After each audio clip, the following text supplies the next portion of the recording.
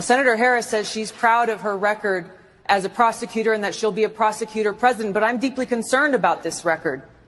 There are too many examples to cite, but she put over 1,500 people in jail for marijuana violations and then laughed about it when she was asked if she ever smoked marijuana.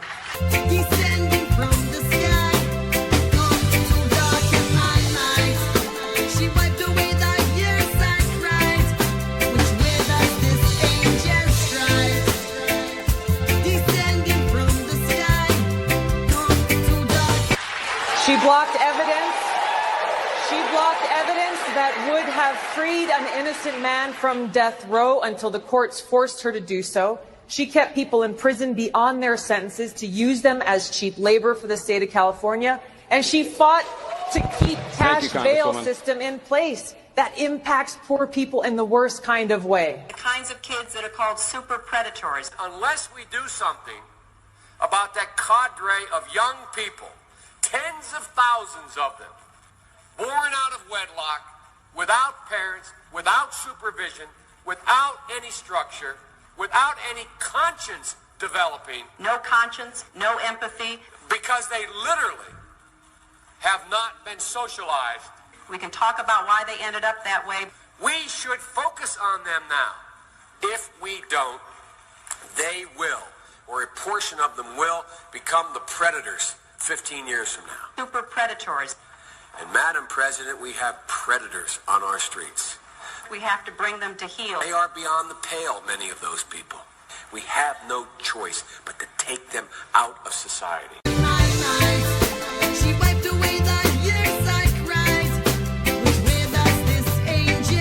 It's a long way until November. We got more questions. You got more questions, but I tell you, if you have a problem figuring out whether you're for me or Trump, and you ain't black, and you ain't black, and you ain't black,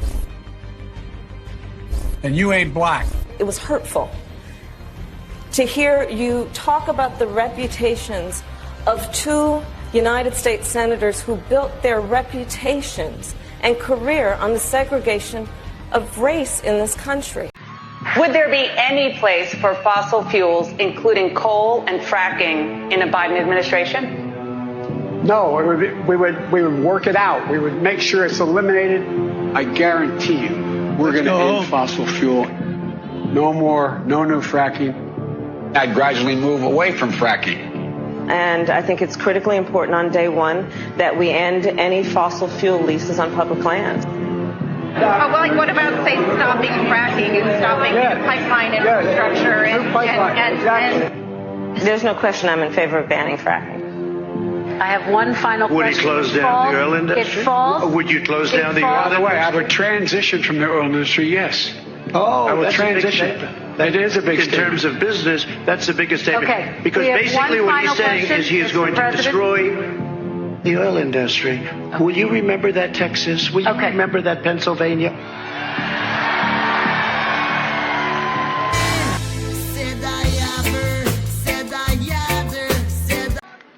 Look, tomorrow's Superstar Tuesday, and I want to thank you all. I tell you what, I'm rushing ahead, aren't I? We hold these truths to be self-evident. All men and women created by you know the thing. If you agree with me, go to Joe 30330. We choose truth over facts. Play the radio. Make sure make sure you have the record player on at night. The phone. Make sure the kids hear words. Poor kids are just as bright and just as talented as white kids. Donald Trump does pose an extra threat to this. It's not hypothetical. What kind of country we're going to be? 4 more years of Georgia, he's going to find ourselves in a position where, if Trump gets elected, we're going to be in a different world. I want her, just don't need her. You receive what you crave, you still won't be satisfied. Trick or treat! What do we have here? Spooky, creepy. Creepy Uncle Joe. Oh, it's funny. Joe. Come on, man. Candy's for the kids. Maybe he forgot. Wait a minute. You look familiar. Who are you?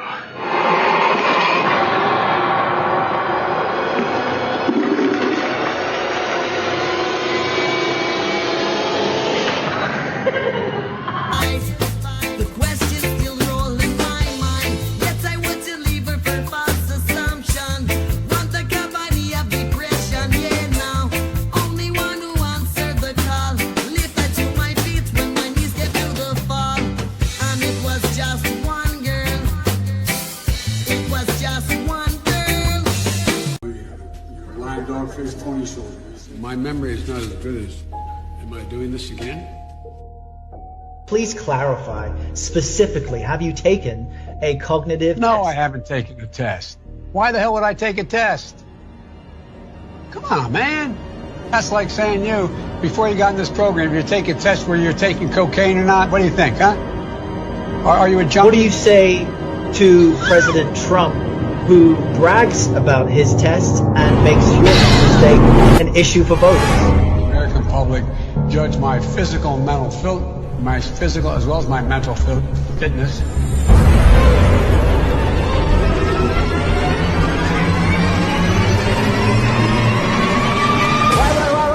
Wait, you're getting nervous, man.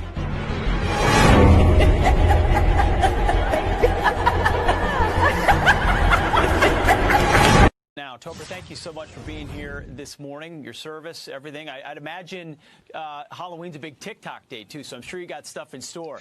But when you see these developments of these famous black Americans coming out, I think being very pragmatic and saying, listen, I want my life to be better. I want to live in a country of opportunity. I don't want to pay all of my income to the government. Is this reflective of how more and more black Americans are viewing the race? Absolutely, everyone. Just want to say good morning. But yes, I think people need to take into account. I think people need to take into account what's going on with the black race. But I just want to make a clear distinction here before we go ahead. We're talking about the two presidential candidates presently that we have.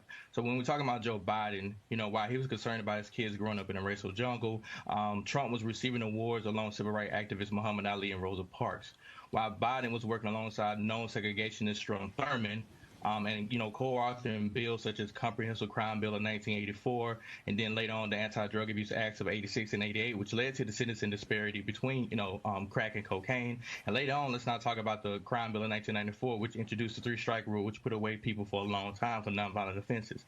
And then you got Trump, who was working alongside Jesse Jackson, increasing the minority representation on Wall Street. So you can't even compare the two candidates right now. And like you said, if people just sit down and have a logical comparison, I mean, it's not even a close race. Now, if we had to compare this, then Trump is halfway around the track while Biden still asleep at home 47 years late. Yeah, you know, Topher, the Republican Party has struggled for a really long time with the African-American vote, no question. We've seen that over the years.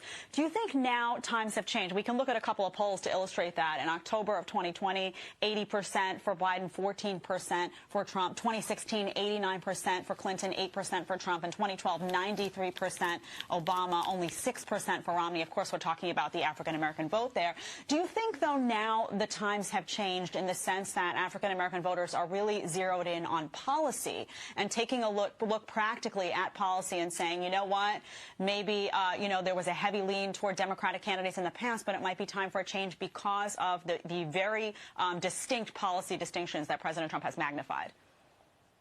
Absolutely. So a lot of the voices that we see come under and speaking for the black community, or at least representing, what I like what they're doing is showing people that, you know, Ice Cube said it himself, that I don't have to like somebody to go out here and work with them, right? I just have to make sure they have my best interests at heart. And so I always prioritize policy over personality, and I encourage anybody to do that, because we've seen someone like Obama who was, you know, had a civil tongue and talked to us and all kind of great sweet nothings, but we got nothing from it. But now we have Trump, who might not be the most well-spoken person when it comes to issues and getting his point across, but his heart is in the right place. He's putting America first, and is making sure that he makes sure that he's elevating the black community in the same process. Topher, race has always been used in presidential elections. Accusations of racism have always accompanied Republican candidates, but I don't think anyone has been accused of that more than President Trump over the last 4 years. So how do we reconcile all of these accusations of racism with growing, and I think that is undoubtable at this point, growing support within the black community? Well, I feel like at some point in time, people have to wake up and realize that, you know, the rumors may not be true. If you have so many people that's coming out in support of Trump, then typically this happens after we sit back and do research, right? So many people vote Democrat just because their parents told them to do so. I mean, I was one of those early on in life. I never voted Democrat, but I was on that same mindset. But later on, when I did more research and looked into the policies and the issues and the candidates, I realized that we was typically leaning more Republican anyway. And that's why I just kind of, just said, hey, I'm a Republican. I'm going to vote for Trump in 2016.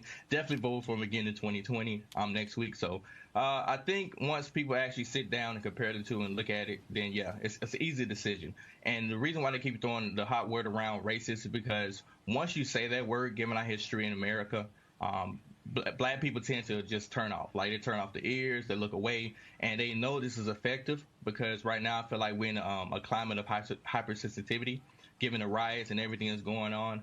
So a lot of people don't want to hear nothing that has anything to do with racism. Yeah, I think if President Trump's come back next week with 15 to 25% of the black vote in this country, one clear lesson will be social media and mainstream media cable anchors are terrible indicators of where this country is headed. Topher, thanks so much for being with us this morning. Topher, you're a smart dude. Thank you. Right. Appreciate it. Thank you. I think that Republicans in general have been stereotyped into this sexist, homophobic, racist, all the things that they, throw at Trump every single day, and it's just not true. When you actually follow the context of what Trump's actually said in the past, none of it's true. He's said since the 90s, in the early 2000s, I don't care what gender is, what your sexual orientation is, if you do a good job and work hard, I want you working for me. I want you to prosper because you're going to prosper me. And that's what he's doing in the country as well. He doesn't care that I am married to a man. He doesn't care. When you go back and look at other people's comments in the past, they seem to have been pretty opposed to it. Joe Biden, Hillary Clinton, Barack Obama all were opposing gay marriage until 2013. Support gay marriage? No, Barack Obama nor I support redefining from a civil side what constitutes marriage. I believe that marriage is the union between a man and a woman. I believe that marriage is not just a bond, but a sacred bond between a man and a woman. No, I'm all for guys that like men, but it's just not my thing. Right. You really like women. So, it's pretty hypocritical for them to try to point a finger at Trump when they're the ones on public record being in Congress saying these things. If you were able to sit with President Trump and talk to him one-on-one, what would you like him to know and what would you say to him? I'd say thank you. Thank you for being patient enough to show more of America that you aren't these things that they've been saying about you for the past 3.75 years, that you are not xenophobic, that you are not racist or homophobic or sexist. You've really shown that you want anyone and everyone in this country to prosper, and I greatly appreciate it. I was not as avid of a supporter in 2016. I felt lesser of two evil, and I can proudly say I'm a proud, strong Trump supporter today. So I can't imagine him being pro-gay. I don't understand that. Do you know who is the first president in American history to nominate an openly gay person to his presidential cabinet? Would it be Obama? You might think it would be Obama. What if I told you it was actually Donald Trump? I'd be shocked. I'd be shocked. Did you know that? I didn't know that. Who do you think has spent over 40 years in office voting against LGBT rights? Not sure. Enlighten me. Joe Biden. And you know who voted for the most anti-gay legislation in American history? Joe Biden. We can't stand Biden. For sure. Did you know that it's the first administration in American history to push to fight for decriminalization of homosexuality around the entire globe? I did not know that. Did you know that he went to the UN and actually gave a speech to decriminalize homosexuality in 69 countries that currently will arrest people that are gay? I didn't know that, but I was for Buttigieg. Trump is voting to decriminalize homosexuality across the world? Yeah, did you know that? He actually went to the UN and gave a speech about it. I missed that. Where do you find these statistics? The news won't tell you that, will they? Obviously not. Would have to research that. Yeah. Well, the news doesn't tell people that. True. Because they want to make people not like him. But maybe he's doing some good things for us. Differs if you're looking at Fox or if you're watching CNN. But also, facts are just facts. Like, he did that. I would have to research that. Why don't you think people know these things? Okay, so why won't he legalize? Because they try to criticize him as of what they see versus of what the truth is. That's how I feel. So maybe he's not that bad. Yeah, Hey, I'll take He it. can have that second stimulus check. We be eating milk.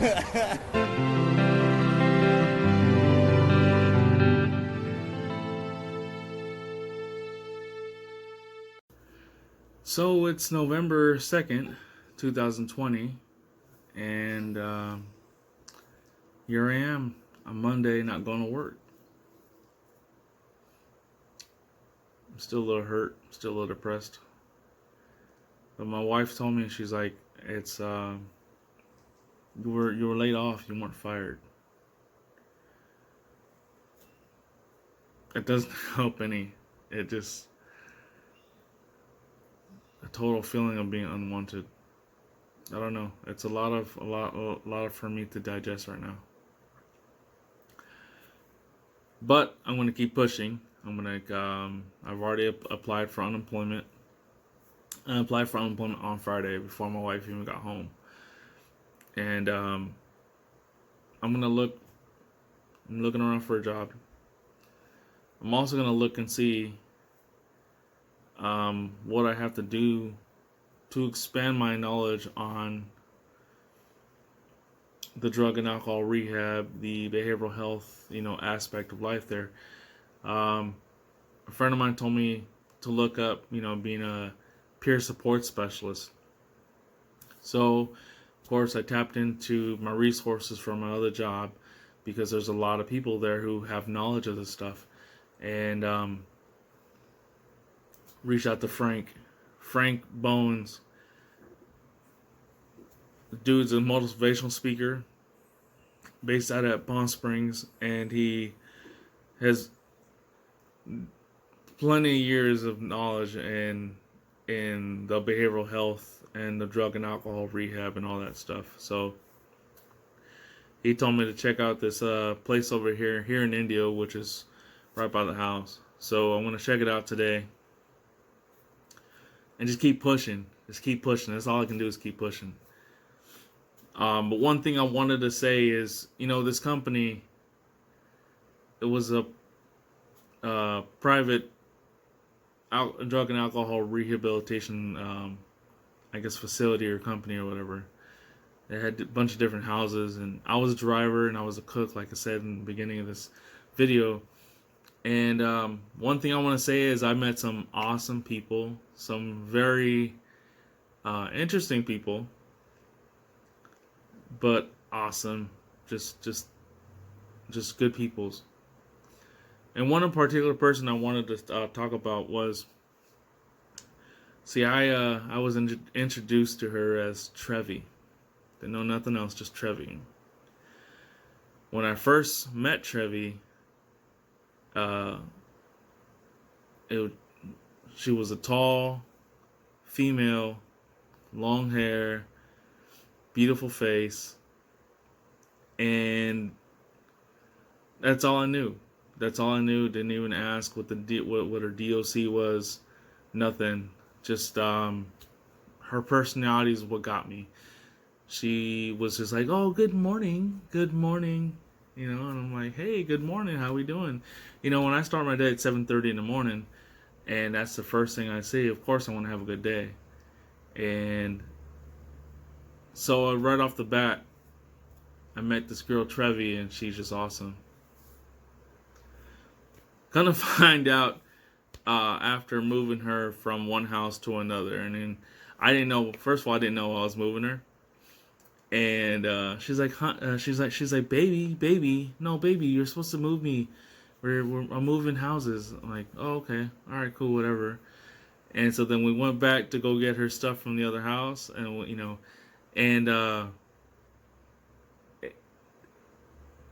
it dawned on me that Trevi was a trans female.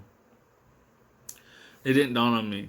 What it does is a coworker had said something, had asked me to move Trevor, and I'm like, Trevor? Do you mean Trevi? Maybe it was a typo in the text message. I don't know.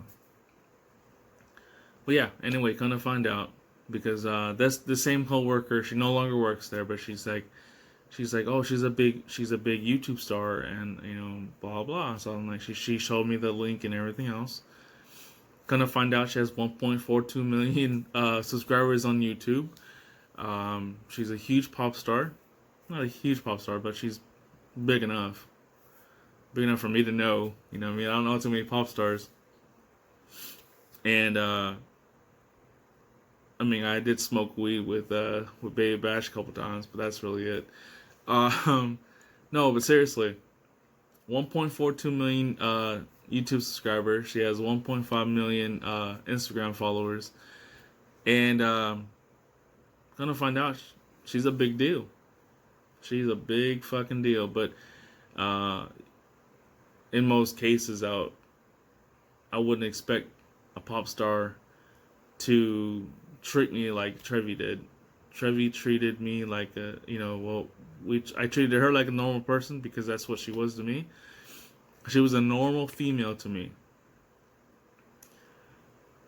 She was kind of hot too, but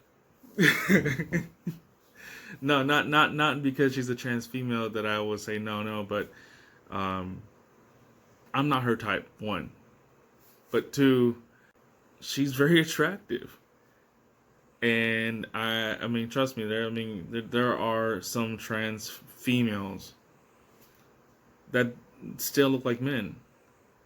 And then there are trans females like Trevi, Moran, and Blair White, who I wouldn't have thought any differently. I just would have thought these are women.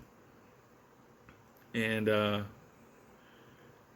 but anyway, so Trevi would just, like I said, we were like almost like cousins or brother and sister. Like I would have treated her more like a sister. We had more time to hang out and stuff. Trevi to me is, she's special. And anyway, before she left the community, because it's a community. They have like 6 houses, or they got 5 houses now. Well, 4 houses now, so I got laid off. But before she left the community, she I told her, hey, I want to leave you with I don't want you to leave without me giving you one of my shirts. And I've yet to see a picture of her with the shirt on, but she went back home to LA, and so she'll be working on her music and stuff. And I told her, I'm like, my face is on the shirt, so there's no way you can forget about me. Just remember to be great every day. And yeah, just don't forget about me.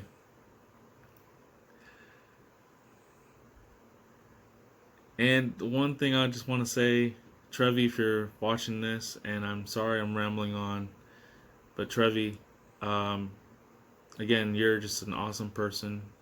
Don't ever change the way you are now. You are, if no one is willing to accept you the way you are now, go fuck them. Because I wish you would just stay the same. You're gonna grow musically. You're gonna develop into a bigger pop star. But please do not change the how nice you are to people, how humble you are, because you are humble. Some people may not think so, but we've seen some people who are not very humble. We've seen a lot of those people. And yeah, I hope you do good things, great things. You will. Just know there's no hope in that. You will. And just know that you're loved. And yes, if you do come back to Indio when there's Coachella Fest, I will definitely give you a ride. I mean, fuck, it's right down the street from my house anyway, so. Alright. I want to leave, or I want to transition from this little monologue to a video, a compilate, or I guess I compilated it together, 2 of Trevi's videos from Instagram, but it's her featuring on, I want to say the name of the artist is Galxara or whatever, but it's a song called Jealous of Myself. And check it out, Joe. Between me and me, I'm all that I need. I'll be on the royal cause I look like a queen. Fit for a queen. Why, all of me, I love me so much, in fact that I don't need nobody. Just a mirror, mirror, mirror, mirror. Only get jealous of myself, myself, myself. I get jealous of myself.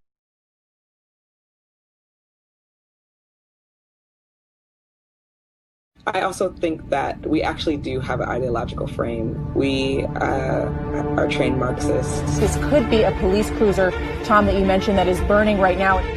I just don't even know why there aren't uprisings all over the country. Maybe there will be. Flames rip through the lower level of St. John's Church. And as you can see, there's definitely a fire here. Make sure that police departments are defunded. We need to completely dismantle the Minneapolis Police Department.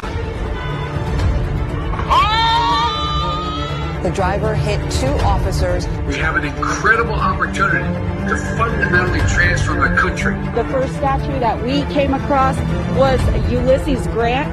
It was toppled. It was lying in the pathway. Look what you did to my store. Look! These people are tearing up our livelihood. We are trained Marxists. Nearly 450,000 pounds of drugs have been seized this year, and 2,337 criminal aliens have been apprehended. We've stopped asylum fraud, ended catch and release. If you look at so many of the different crimes that come through the border, they're stopped. We've implemented groundbreaking agreements with Mexico. I want to thank the president of Mexico. He's really a great guy. I think he'll be coming into Washington pretty soon, to the White House.